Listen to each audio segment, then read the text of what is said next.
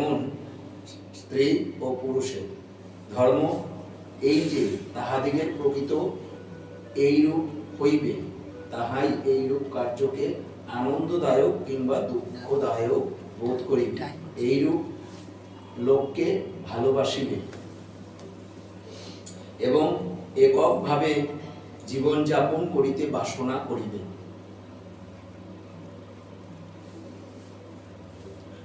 বিষয়টা একটু পরিষ্কার হওয়া দরকার।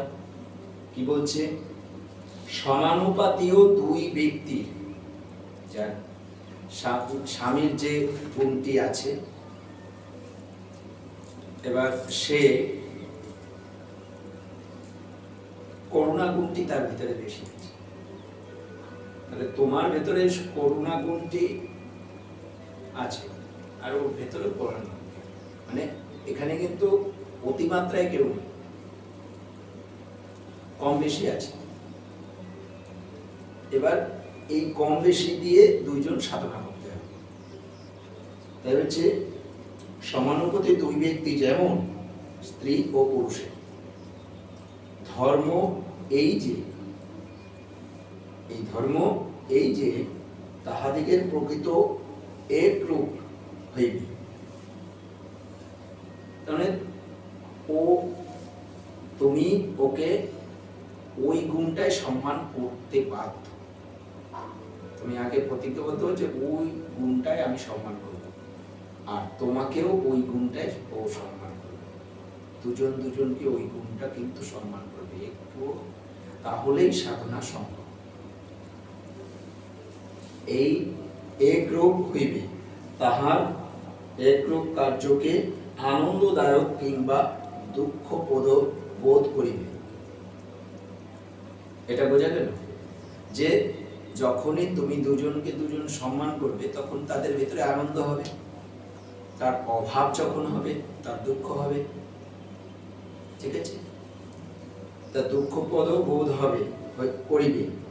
এইরূপ করিবে তার মানে তুমি এগুলো চেষ্টা করবে। এই একরূপ লোককে ভালোবাসিবে এবং একভাবে জীবনযাপন করিতে বাসনা করিবে। একভাবে জীবনযাপন করতে বাসনা, তাহলে দুজনকে একভাবে, কেননা ওটা দুজন গুণ, যেমন সম্মান করছি যেমন কার্য করছি ও সেই কাজটা করবে। ওর ভেতরে করুণা গুণ আছে, ও করুণা করছে আর একজনকে, করুণার কাজ, তাহলে তোমারও সেই কাজটা করতে হবে, দুজন গিয়ে সেই কাজটা করতে হবে, তাতে প্রেম বাড়বে, জীবনযাপন করিতে বাসনা করিবে। মানে একভাবে, এই যে একভাবে বললো না, তার মানে সে আরেকজনকে করুণা করছে, তুমিও এগিয়ে গিয়ে করুণা করছো, দুজন মিলে করুণা করছো, তুমি একভাবে জীবনযাপন করিবে বাসনা করিবে। সুতরাং তাহাদিগের প্রকৃতির সামঞ্জস্য ও কার্যের একরূপ প্রযুক্ত, তার মানে একরূপ প্রযুক্ত, বোঝা গেল? তাহারা পরস্পর পরস্পরকে ভালোবাসিবে এবং এই ভালোবাসা কোনো কঠোর ব্যাঘাত ছিন্ন না হইলে তাহাদিগের পরস্পরের প্রতি পরস্পরের প্রেম সঞ্চার হইবে। এখানে কোনো কঠোর যদি কোনো কিছু ঢুকে যায় সংসার জীবনে, তো কোনো কঠোর যদি ঢুকে যায়, না ঢুকে তাহলে এটা বাড়তে, এই প্রেম বাড়তে থাকবে। কেউ এসে এখানে কোনো রকম আঘাত সৃষ্টি করো, তোমাদের দুজনের যে প্রেমের ভিতরে যে একটা বাধা সৃষ্টি করে দিল, এই যে কঠোরতা, ব্যাঘাত ছিন্ন না হইলে, কিন্তু ব্যাঘাত তো হয়ে বসে, পরচিত করে। কেউ উন্নতি চায় না,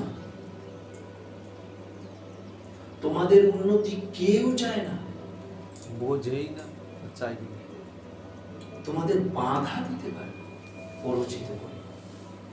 কি করে সর্বনাশটা করা যায় সেটা করতে ওস্তাদ সবাই। চারিদিকে দেখো অন্ধকার, ঘুটঘুটে অন্ধকার, তোমাকে উন্নতির জন্য কে বলবে? গুরু ছাড়া কেউ উন্নতির জন্য বলবে? তোমাকে ভালো উপদেশ, তোমাকে একটা পরিচিত করে তোমার এই জায়গা নষ্ট করতে একদম অনায়াসে করা যায়। দেখো, সাদৃশ্য অনুপাতি তোমার ভিতরে আছে, অসীমার ভিতরে আছে, কম বেশি আছে, কিন্তু ওই সূত্র নিয়ে কাজ করছো কি? একটা মানে বলা যায় তোমাদের অবচেতন মনে সেই কাজটা করে যাচ্ছ, করছো না? বুঝলাম, বুঝিয়ে দিচ্ছি। ভক্তি করছো, ওর হয়তো বেশি ভক্তি আছে, তোমার হয়তো কম ভক্তি আছে, কিন্তু করছো। তুমি হয়তো কম উপাসনা করো, ও হয়তো বেশি উপাসনা করে, কিন্তু তুমি ভালোবাসো, কিন্তু নিজের যে অজ্ঞতার জন্য সেই অধ্যাবসায় হয় না। তাহলে এবার সেইটা নিয়ে কিন্তু কাজ করছো, অবচেতন মনে সেটা কিন্তু করাচ্ছে তোমাকে, নাহলে এখানে থাকবে কেন? এটার যে মানে মঙ্গলজনক দিক সেটা কিছুটা বুঝি, সেই জন্য। হ্যাঁ, মঙ্গলটা বুঝতে পারা যায় কি করে? সেটা হচ্ছে গুরুর কৃপা যদি থাকে, আমার ভালোবাসা এমন একটা জায়গা তৈরি করব যেখানে ভালোবাসার সূত্র ধরে রাখবে গুরুদেবের। কিন্তু ওই যে বললো না, ব্যাঘাত সৃষ্টি, যদি ব্যাঘাত ছিন্ন না করতে, কিন্তু ব্যাঘাত তো সৃষ্টি হয়। তোমাকে এমন পরিচিত করলো, তোমার মনে হলো ওটাই ঠিক, তখন ভুলে গেলে যে এতগুলো আমার কৃপা, দিনের পর দিন কৃপাগুলো সমস্ত ধুলার সাথে মিটে যায় একটা পরিচিত জন্য। কি সর্বনাশ! তাহলে এই যে জায়গাগুলো, কেননা দোষ কিন্তু অনায়াসে প্রবেশ করে। তারপরে আরেকটা জিনিস হচ্ছে, এই যে প্ররোচনার জন্য যে মানে বিচ্ছেদ হয়ে যাচ্ছে, পরবর্তীতে তারা বোঝে কিনা সেটাও যায় না, না। তারা তো বুঝবে না, যে পরে যে তাদের যে ভুল হলো, এই যে যে না তারা বুঝবে সেটা না, বোঝে না কিনা। বোঝে না। তাই যদি বুঝতো, তার বুঝতে গেলে গুণ অর্জন করতে হবে তো। সে তো অবুঝের মতন কাজ করেছে, সে গুণ তার কম আছে বলেই তো, তাই না? এই যে এতদিন ধরে যে পাপের কাজ হয়েছে, যে গানগুলো ব্যবহার উপাসনায় করা যায় না, সেই পাপের কাজগুলো এতদিন হয়েছে, ব্যবহার হয়েছে কার জন্য? ওটা কি গুরুদেব করে গেছে? গুরুদেব তো সমস্ত কিছু দিয়ে গেছে তোমার। তুমি অন্ধ, বিবাদ করো, তুমি অন্ধ সঙ্গে বিবাদ করো কি কারণে? তুমি বিবাদ করছো, তুমি অন্ধ, তুমি দেখতে পাওনি। আমাকে ভালোবাসে, গুরু আমাকে প্রাণ দিয়ে ভালোবাসে, তাই আমাকে জানিয়েছে। এই গুরু পূজা কত বড় অমূল্য সম্পদ, আমি ভাষায় প্রকাশ করতে পারব, যা আজ পর্যন্ত কেউ করতে পারে। অহংকার না, যেটা সত্য সেটা বলা হচ্ছে তো, যেটা সত্য সেটা বলা হচ্ছে তো, এটা তো আবিষ্কার হয়েছে।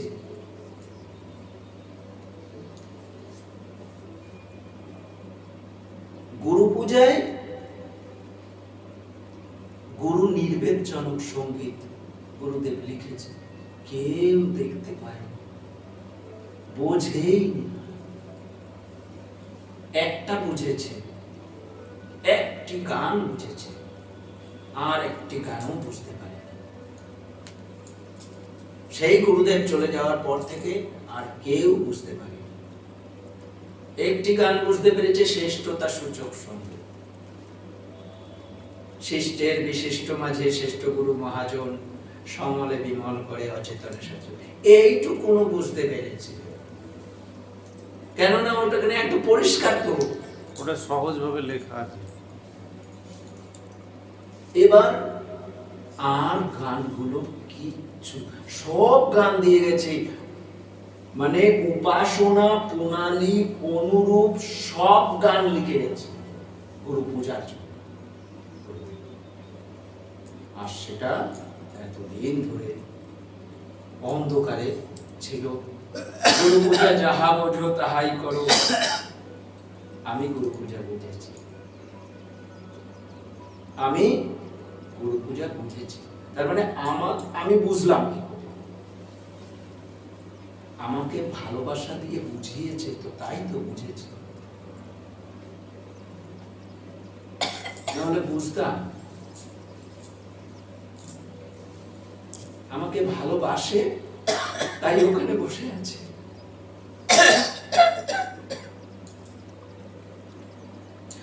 আমাকে যদি ভালো না বাসতো, ওই রূপ দেওয়া যায়?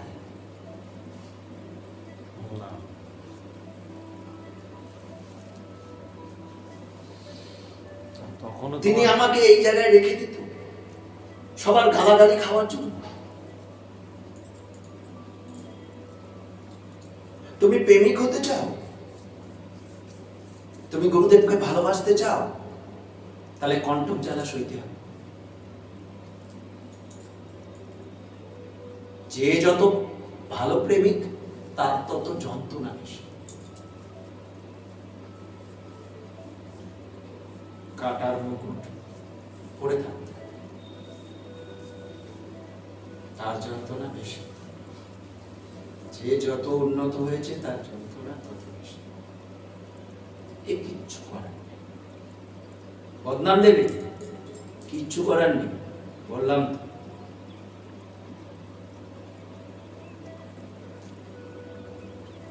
তিনি আমাকে ভালোবাসেন, তিনি আমাকে রক্ষা করবেন। তুমি কে? তুমি কে? কেউ না। আমি কে? আমাকে রক্ষা করতে পারবো আমি? তিনি আমাকে রাখেন তাই আছি, তিনি বাঁচান তাই আমি বাঁচি। তিনি যা কার্য করেন আমি সেই কাজটা করি। এটা যদি নির্ভর না হয়, আমি যদি গুরুর প্রতি নির্ভর না থাকতে পারি, তাহলে কাজগুলো করা যায়। যদি কাজের ফিরিস্তি দেওয়া যায়, এগুলো তোমাদের বক্তব্য, আমার তো বক্তব্য না। তাহলে সেগুলো কি করে হচ্ছে? কি করে হয়? হয় প্রেমের জন্য। গুরুদেবের ভালোবাসা এতগুলো কর্ম করিয়ে নেয়। আমার যোগ্যতা নেই, তার যোগ্যতায় আমি করছি, আমি উপলক্ষ মাত্র। তিনি ভালোবাসেন বলে এই সঙ্গীতগুলো আমি আবিষ্কার করতে পেরেছি। তার ভিতরে কয়েকটা গুরু পূজার সঙ্গীত তো অনেকগুলো আছে। মানে গুরু পূজার ভেতরে যেমন জনের প্রতি বেশ অনেকগুলো লিখেছে, কিন্তু মনের প্রতি একখানা।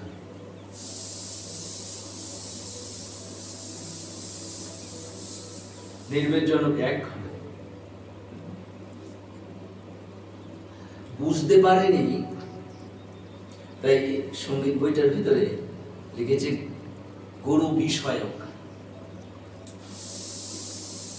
কিছু কিছু ওলট পালট মনের প্রতি চলে গেছে গুরু বিষয়ক। মহান পাপ হয়েছে, বিরাট বড় পাপ হয়েছে। উপাসনায়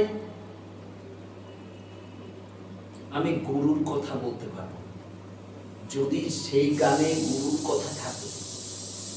গুরু বলে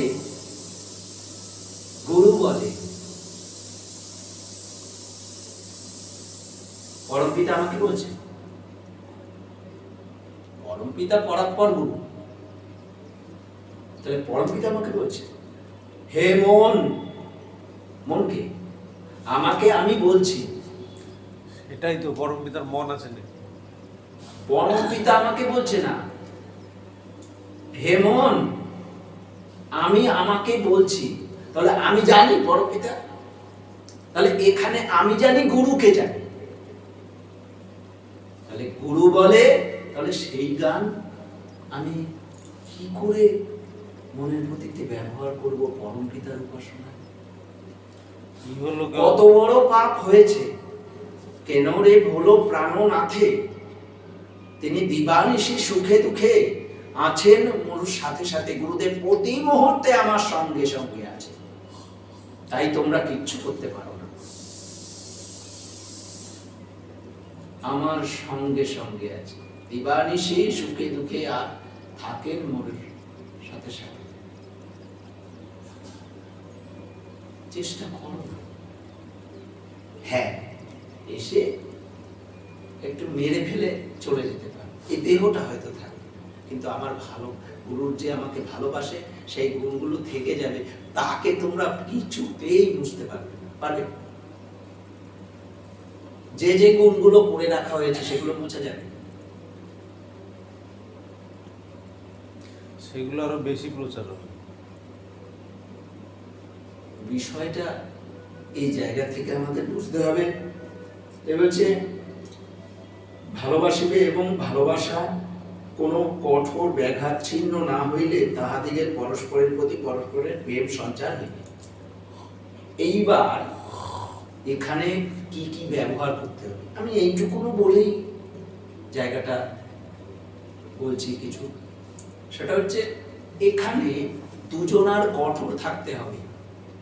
আমাকে এই জায়গা থেকে কেউ নাড়াতে পারে, দুজনার যদি এই জায়গাটা ঠিক থাকে যে আমাদের এই জায়গাটা কেউ নাড়াতে পারবে না, ব্রহ্মাণ্ডের কেউ নাড়াতে পারবে না, এটা যদি ঠিক থাকে তাহলে কেউ এই যে ব্যাঘাত চিহ্ন করতে পারবে না।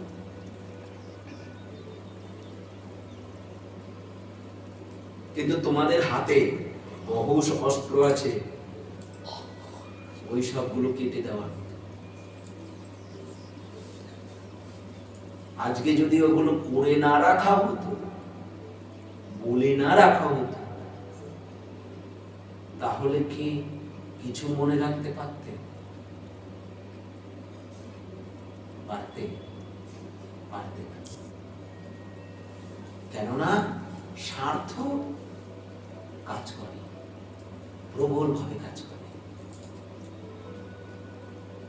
কিন্তু আমি তো নিরাশাবাদী না, আমি আশাবাদী, হইবেই হইবে। আমি যে কার্য করছি, যত কার্য করা যাচ্ছে না তত ক্রোধ বাড়ছে তাদের। আর এইটা যখন চড়া পড়ে যাবে তখন আর কিছু করার থাকে। সময় মলমের মতো, বড় বড় ঘা ভালো করে দেয়, উপরে উপরে, ভেতরে থাকে। মলম হচ্ছে উপর দিয়ে ভালো করে না, ভেতরে কিন্তু থাকে। তাই সময় হচ্ছে মলমের মতো, সময়কে ধৈর্য ধরে সময়ের উপরে থাকতে হয়, তাহলে সব তিনি করবেন। আর আরেকটি মলম হচ্ছে গুরুর ভালোবাসা। ওটা থাকলে আর কিছু দরকার হয় না। গুরুর প্রতি ভালোবাসা, এই মলম যদি ঠিক থাকে না তাহলে আর কেউ ঠিক ভয় নেই, কোনো ভয় নেই।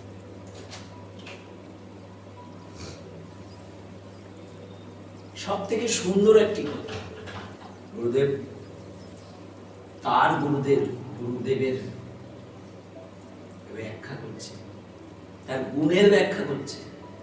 যেটা সবাই দোষ সেটা গুণ দেখছে। পড়ে দেখো সাধারণ,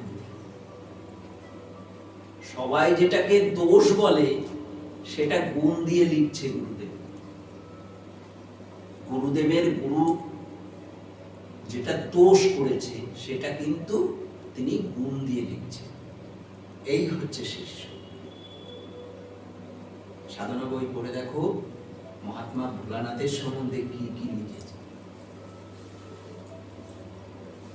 তোমরা তো সবাই বুঝো ওটা গুণ, ওটা দোষ। জায়গাটা পড়েছো তো, ওটা দোষ না? অনেকের সাথে মিলিত হয়েছে, অনেকের সাথে মেলামেশা করে মিলিত হয়েছে। মিলিতটা কি? তাহলে সেই মিলিতটাকে তিনি কিভাবে দেখছেন? এই হচ্ছে যেমন গুরু তার তেমন শিষ্য।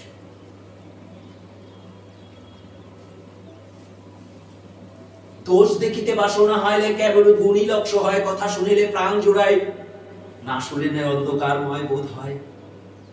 এই গুণটা আছে না? সবাই যেটা দোষ দেখছে তিনি সেটা গুণ দেখছেন।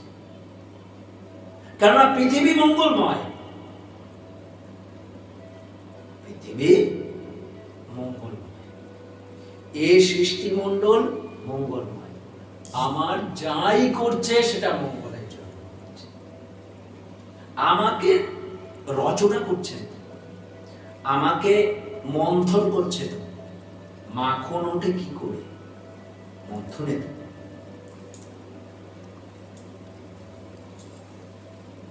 ওই দইটা আঘাত লাগে না? ওই দইটায় বারবার আঘাত লাগে না? তারপরে তো তার মাখন ওঠে। তা আঘাত করবে না? আমি ভালো হব? কষ্ট না করলে ভালো হওয়া যায়, সুন্দর হওয়া যায়? সুন্দর হতে কষ্ট করতে হয়। তাই আমাদের প্রতি মুহূর্তে সেগুলো মনে রেখে কাজ করতে হবে বলে